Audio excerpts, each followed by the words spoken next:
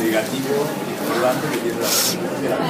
Es un parafrénico que tiene la igualdad y polaridad en el sentido que ustedes no tienen igualdad, sino que vive en dos mundos. Y vive en un mundo normal como el tuyo, como cualquiera, y por otro lado vive en un mundo delirante. Esa es la idea. La psicosis fantástica que la separa de los delirios, digamos, con el deterioro, pero en realidad cuando ahí agrega el delirio de mañana, el delirio de imaginación de usted y las parafrenias de Krepelin las ponen, no tienen deterioro y Krepelin desea que tenían deterioro. No, pero claro, porque Krepelin, lo que pasa es que en la evolución Krepelin las coloca en entrada, porque la parafrenia es un tema posterior de inteligencia precoz. Inteligencia precoz es de 1900 y parafrenia de 17. Y ya venía Bloiler, estaba antes Bloiler, entonces la pone ahí. Lo que pasa es que es un tema más complejo, porque no es, claro, cada autor pudo, esa es la dificultad de la historia de la teoría, cada autor cuando hablaba, por ejemplo, de tal nombre, suponía determinada cosa, imaginaba Dupré de imaginación, el otro de alucinación, el otro de razonamiento, y ahí es más globalista, es más en eso alemán, los franceses que hicieron. ¿Cómo se hace todas estas preguntitas así? Sí, filmadas. Sí, sí. Una vez, digamos, tiene que ver, ¿cuáles fueron los maestros? Bueno, él tiene el maestro del cual él siempre habla, personal, en el sentido que lo trató y estuvo en el servicio, fue Paul Guiraud. Él lo reconocía. ¿Tiene algo escrito? Tiene un pequeño comentario, como una especie de referencia, muy biográfica, pero cuando muere, no, creo que en un momento dado habla de Paul Guiraud. Porque no, nos interesa recorrer a la marcha, porque una de las preguntas que tenemos fundamentalmente es ¿cuál debería ser la formación de un psiquiatra que comienza? Está bien. Tiene que especializarse en un tema, tiene que leer a un autor, tiene que ir a varios. Está bien. Ese tema yo, en realidad, cuando me quedé pensando, mira qué curioso, cuando me hablaron hoy de mañana, de eso yo pensaba en otra cosa, pero ahora eso ya lo he hecho, no lo tengo armado, pero lo tengo. Eso con bastante rapidez puedo darles una idea. De qué leer, incluso cómo leer ahí, en qué orden leerlo, me importa venir un poco de eso. Paul Guiraud, el otro no maestro, porque no fue maestro, más se lo atacó mucho, pero reconoce que era un excelente clínico, era Gaetán de Amol, el de la automatismo mental. Bueno, y después otros, ¿verdad? Pero, a ver, eso como personas con las cuales trató. Por supuesto, un conjunto de colegas de la época, de los años 25 en adelante. Ahí estuvo en París, después se fue a Chartres, a la zona de Chartres, en Preval, en la década del 30 y pico, y ahí vivió hasta los 70. Pero además tuvo una clara influencia de la obra de Bloiler. Bloiler él tradujo, cuando tenía 27 años, tradujo para los compañeros del alemán, tradujo parte de la obra de Bloiler, que él considera que era la obra, en el momento dado dice que esa obra es la Biblia de los estudios psiquiátricos modernos.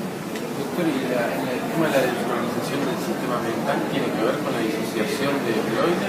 Y bueno, la disociación de Bloiler, en realidad para él era un término que mejor hubiera gustado usar otro, que era el de Charlet, de discordancia, a pesar de que ambos términos no se refieren a lo mismo, no debe haber eso clarísimo, pero en el fondo habla de que hay una desorganización. Sí. El tema de la desorganización mental, como nosotros llegamos tarde, ¿podrías explicar un poquito? Es muy largo. Es muy largo, pero te lo digo en pocas palabras. La causalidad de la enfermedad mental no es ni psicológica, o sea, ni psicogénica ni organogénica. La causalidad es que se desorganiza un sistema, y al desorganizarse ese sistema mental infraestructural se producen síntomas. O sea, los síntomas, en realidad cambian a la inversa. Los síntomas se llevaron a la psiquiatría a descubrir esa realidad, esta desorganización. Y esta desorganización es creada por diferentes factores. Cuando usted habla de la entrevista psiquiátrica, usted dice que la entrevista psiquiátrica es fundamental para entender cuál es la falta de libertad del paciente. Es decir, cómo está alterada esta desorganización mental. Claro, la desorganización mental genera una pérdida o una disminución de autonomía. Una disminución de autonomía.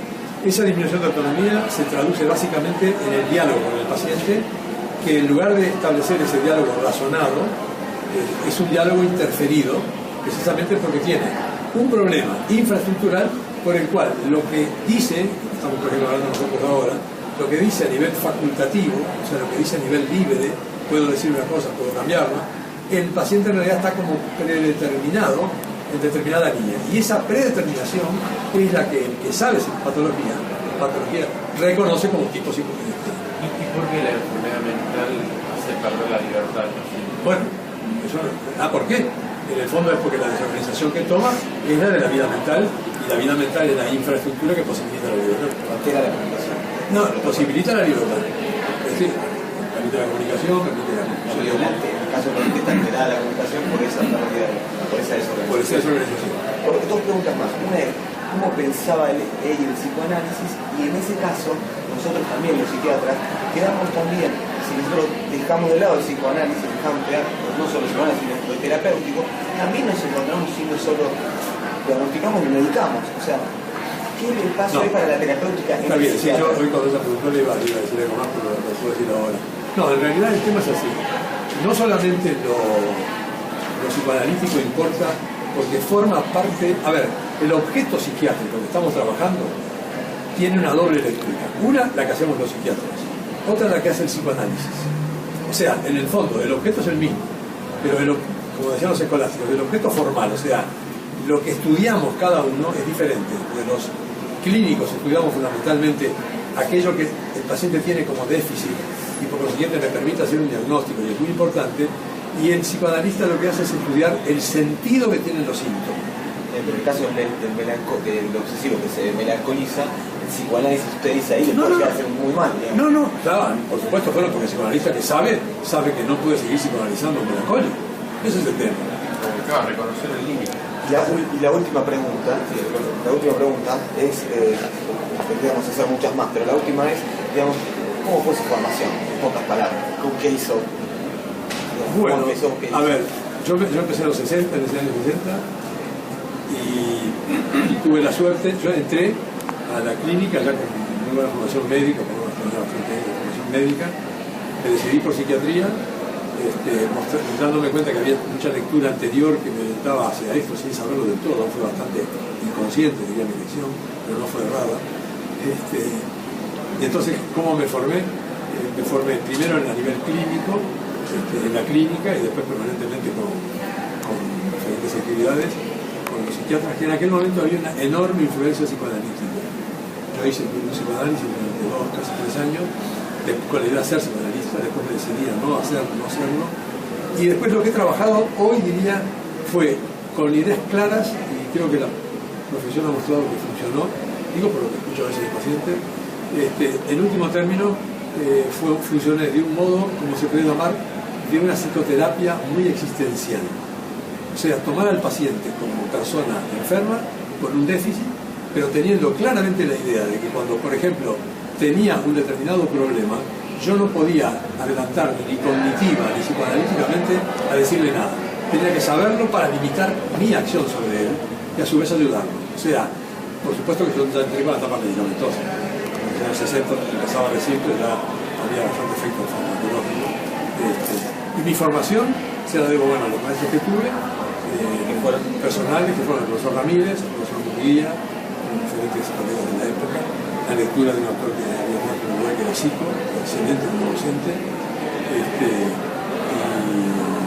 yo tenía que repasar, tengo que recordar tanto, Paquini, en fin, diferentes nombres. Pero del punto de vista